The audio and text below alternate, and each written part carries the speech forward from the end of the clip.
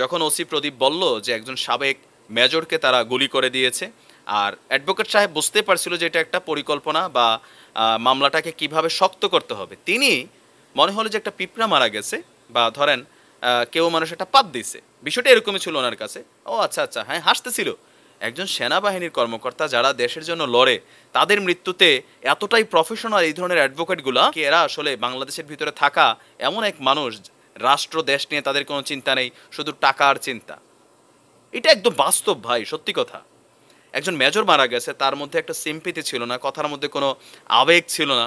তিনি as a professionalism, OC প্রদীপের সাথে পুরানা যে সখ্যতা সেটাতেই ফোন কলে প্রমাণিত, তিনি নিজে আরও কোন কোন পয়েন্টে মামলা দিলে মামলাটা ভবিষ্যতে গিয়া যাতে ভেজালে না পড়ে সেই ধারাগুলা তিনি শিখাই দিচ্ছিলেন। আপনি বুঝতে পারছেন বিষয়টা, যে কতটুকু আসলে নীতি বিবেক বর্জিত এই মানুষগুলা। অসংখ্য অ্যাডভোকেট আছেন ভালো, আমরা দেখেছি অনেক অসহায় মানুষদের পাশে তারা বিনা পয়সায় দাঁড়ান। আবার এইরকম অ্যাডভোকেটও আছে যারা ওসি প্রদীপকে বিভিন্ন সময় বরখাস্ত হওয়ার পরে, প্রত্যাহার হওয়ার পরে তার পক্ষে মামলা লড়ে তাকে আসলে আবার পুনর্বহাল করেন এই আইন শৃঙ্খলা বাহিনীর যে চেয়ারগুলো আছে সেইখানে। শুধু ওসি প্রদীপে একা অপরাধী না, এই অ্যাডভোকেটরাও কিন্তু এইসব অপরাধের জন্য দায়ী। আসসালামু আলাইকুম, আমি নাইম দক্ষিণ কোরিয়া থেকে। সবাইকে স্বাগত জানাচ্ছি আমার ইউটিউব চ্যানেল নাইমিলিতে। যদি ভালো লাগে তাহলে সাবস্ক্রাইবার, যদি ভালো না লাগে তাহলে দেখতে থাকুন, দেখতে দেখতে ভালো লাগা ভালোবাসা হয়ে যাবে ইনশাল্লাহ। দর্শক, মেজর সিনহা হত্যাকাণ্ড নিয়ে আমরা যখন কথা বলছি, এখানে যেই যে সেকশনগুলোর নাম আসছে, যে সেক্টরের মানুষগুলা বের হচ্ছে, তাদের নিয়ে কথা বলাটাও ব্যক্তিগত জীবনে নিরাপত্তাহীনতা আসলে ভুগতে হয়। অনেকেই ফোন করে বলেন যে এই বিষয়গুলো নিয়ে তো কথা বলার দরকার নেই, তারপরেও আমি চেষ্টা করি যেটা সৎ, যেটা ন্যায়, যেটার পক্ষে কথা বলা দরকার সেটা নিয়ে কথা বলার। আর অবশ্যই চেষ্টা করি যে রেফারেন্স নিয়ে কথা বলার জন্য। তো আমাদের আজকের এই ভিডিও ফুটেজে আপনাদের জন্য একটা অডিও রেকর্ডিং আছে। তো অ্যাডভোকেট সম্পর্কে আলোচনা আছে। প্রথমত আমরা একটু রেকর্ডিংটা শুনে আসি। স্যার আদাব স্যার। স্যার আদাব হ্যাঁ, স্যার। স্যার আমি ওসি টেকনাফ স্যার প্রদীপ স্যার। হ্যাঁ, কি খবর প্রদীপ? এই কোরবানির দিন গরুর মধ্যে তুমি কি? স্যার এটা মহা বিপদে পড়ছি স্যার, একটু আপনার সাহায্য লাগছে স্যার। বলো বলো। এখন স্যার আমরা স্যার একটা 153, 186 স্যার 307 এটা মামলা নিয়েছি স্যার। হ্যাঁ, 153 স্যার 353 350 সরকারি কর্মচারী অ্যাসল্টের। আর আর তো স্যার 186 স্যার পুলিশের কাছে বাধা স্যার। আচ্ছা, আরটা স্যার আর্মিদেরকে 307 আর্মিদেরকে ইন্টিমেশন দিছো কিনা? স্যার এরপরে দিছি স্যার আমরা।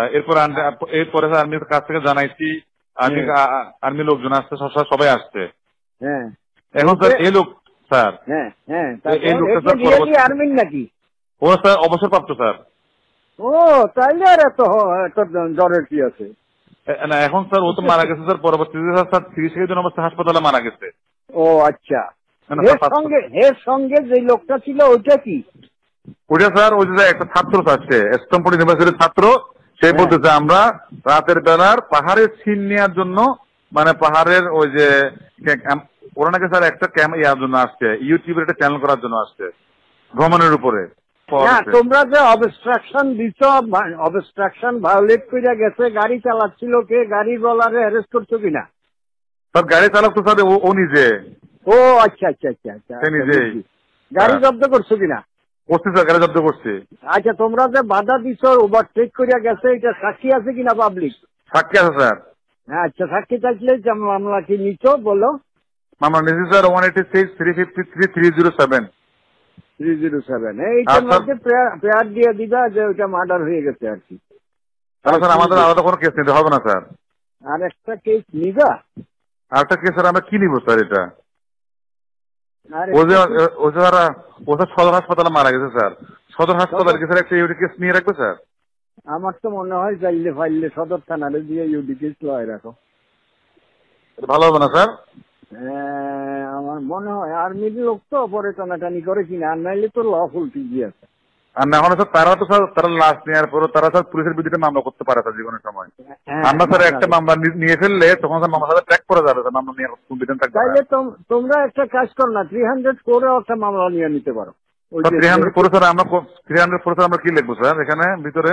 লিখবা যে আমরা এরকম ওই যে ইয়ের মধ্যে হয়েছিল, সে আসামি মারা গেছে, আবার মারা গেছে যে জন্য, হ্যাঁ এই মারা যাওয়ার কারণে এই মৃত্যুর জন্য এই মামলাটা রুজু করা হইল।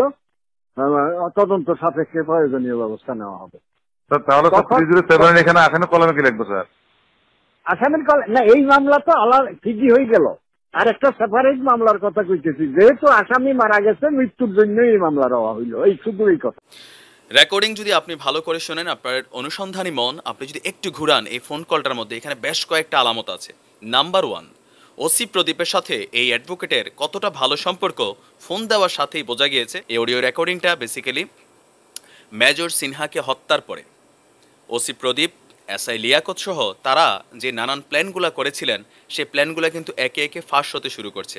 আর সম্পূর্ণ ক্রেডিটটা আসলে আমাদের এই প্রযুক্তির উপরে যায়, কারণ এই প্রযুক্তির কারণেই যখন ইনভেস্টিগেশন শুরু হয়েছে তখন তাদের বিভিন্ন ফোন কলগুলোকে ট্রেস করা হচ্ছে। কারণ একজন অপরাধী যখন অপরাধ করে আর বুঝতে পারে যে অপরাধটা তার উপর ভারী হয়ে যাবে, তখন তিনি সেটার থেকে বাঁচবার জন্য সম্মুখ পথগুলোকে সবগুলোকে তিনি টাচ করেন। আর যেহেতু তারা পুলিশ, তারা জানে আইনের কোন কোন ধারায় তাদের উপর বিপদগুলো আসবে, আর সেই ধারাগুলো থেকে অবমুক্তির জন্য তাদেরকে কি কি করণীয় করতে হবে।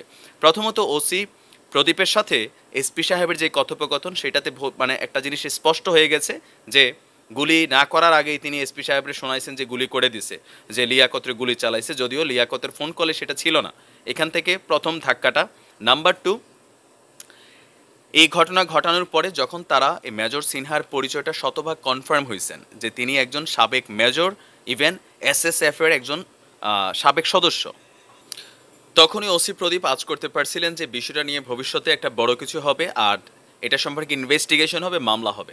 তো তাদের বিরুদ্ধে কি কি মামলা হতে পারে সেটা সম্পর্কে আজ করেই তারা মানে সামনের সবগুলা ঘাট রেডি করে ফেলছিলেন। তবে তারা ভাবেননি যে এই ঘাটগুলা আমরা কোনো এক সময় এসে আপনাদের সামনে প্রকাশ করব বা বিষয়গুলো প্রকাশিত। তাই কালোকোট পরিহিত যেসব অ্যাডভোকেটরা একজন মানুষকে দোষী নির্দোষী বানাইতে পারেন, তাদের মধ্যে যখন নৈতিকতার অভাব দেখা দেয়, টাকার লোভ দেখা দেয়, তখন হয় কি যে সমাজের মধ্যে অপরাধ বাড়তে থাকে, আর সাধারণ মানুষ আসলে নির্বিচারে হত্যা হয় আর অপরাধীরা সাজা পায় না। আশা করি এটা তো নিশ্চয়ই রাষ্ট্র তদন্ত সাপেক্ষে তাদের বিরুদ্ধে ব্যবস্থা নেবে। এই ফোন কলে আরেকজন মানুষ যে একদম নিরপরাধ সেটা কিন্তু প্রমাণিত হয়েছে। কে? এই মামলার ওয়ান অ্যান্ড অনলি প্রধান সাক্ষী সিফাত, যাকে মাদক মামলায় আপনার অলরেডি থানা হাজতের মাধ্যমে, আদালতের মাধ্যমে তাকে জেলে চালান করা হয়েছে।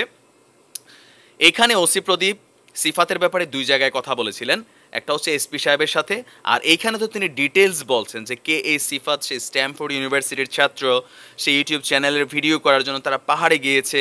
বাট তিনি কিন্তু একবারের জন্য উল্লেখ করেননি যে স্যার এই ছেলেটার সাথে মাদক ছিল, ইয়াবা ছিল, গাঁজা ছিল, বা এখানে গাড়িতে অস্ত্র ছিল, এগুলা কিন্তু এখানে ছিল না। এই অ্যাডভোকেট সাহেব থেকে ধারাগুলো তারা শিওর হইতেছিল, যদিও তিনি আইনের লোক, তিনি জানেন কত কত ধারায় দিবেন, তারপরে ওই ধারার সাথে কোন কোন ধারা যোগ দিলে ফিউচারে যখন এই ধরনের মামলাটা এখন যেটা হয়েছে, এই সিচুয়েশনটার জন্য তারা আগে থেকে প্রস্তুত ছিলেন।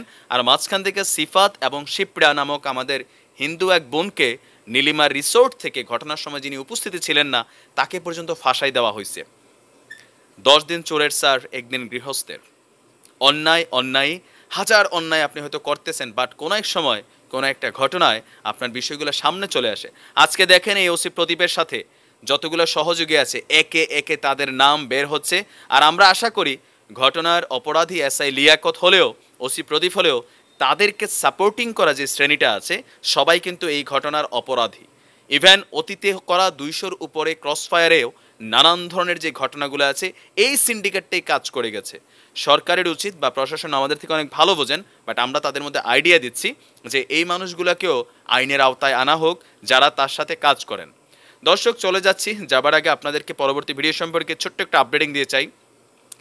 ওসি প্রদীপের একটা ক্রসফায়ার নাটক ছিল, যেখানে আমাদের একজন মহিলা ইন্সপেক্টর, ওনার নাম হচ্ছে মর্জিনা, তিনি পর্যন্ত কিভাবে ওসি প্রদীপের সাথে বন্ধুত্ব করে তারা বিভিন্ন ধরনের সাজানো ক্রসফায়ার করতেন। টোটালি একটা ইনভেস্টিগেশন আমাদের হাতে আছে। আমরা ইনশাল্লাহ পরবর্তী ভিডিওতে আপনাদেরকে দেখানোর চেষ্টা করব যে ওসি প্রদীপের সাথে এই নারী ইন্সপেক্টর, উখিয়া থানার ওসি তিনি সহ কিভাবে মিলে, মানে পুরোটা এলাকায় কক্সবাজার জোনটা মনে হচ্ছে যে উখিয়ার সাথে টেকনাম ভালো, এর সাথে হ্যাঁ ভালো, হেরা সবাই মিলা যে আপনি যাবেন কই, এই মামলা থেকে ওই মামলায় যাবেন, এই থানা থেকে ওই থানা, উপর লেভেল সব তাদের লোক। কিভাবে তারা এই অপরাধ করে পরবর্তী ভিডিওতে দেখার আমন্ত্রণ রইল। ভালো থাকুন, সুস্থ থাকুন। তবে একজন ওসি প্রদীপ খারাপ মানেই পুলিশ বাহিনী খারাপ, বা লিয়াকত খারাপ মানেই পুলিশ বাহিনী খারাপ, তাও না। আর এইরকম একজন করাপ্টেড অ্যাডভোকেট খারাপ মানে সব অ্যাডভোকেট খারাপ, সেটা আমার ভিডিও বক্তব্যের বিষয়বস্তু না। বাট যে অংশটা খারাপ সেই অংশটাকে তোলে একদম ডাস্টবিনে ফেলা হোক। ভালো থাকুন, সুস্থ থাকুন। আসসালামু আলাইকুম রহমতুল্লাহ।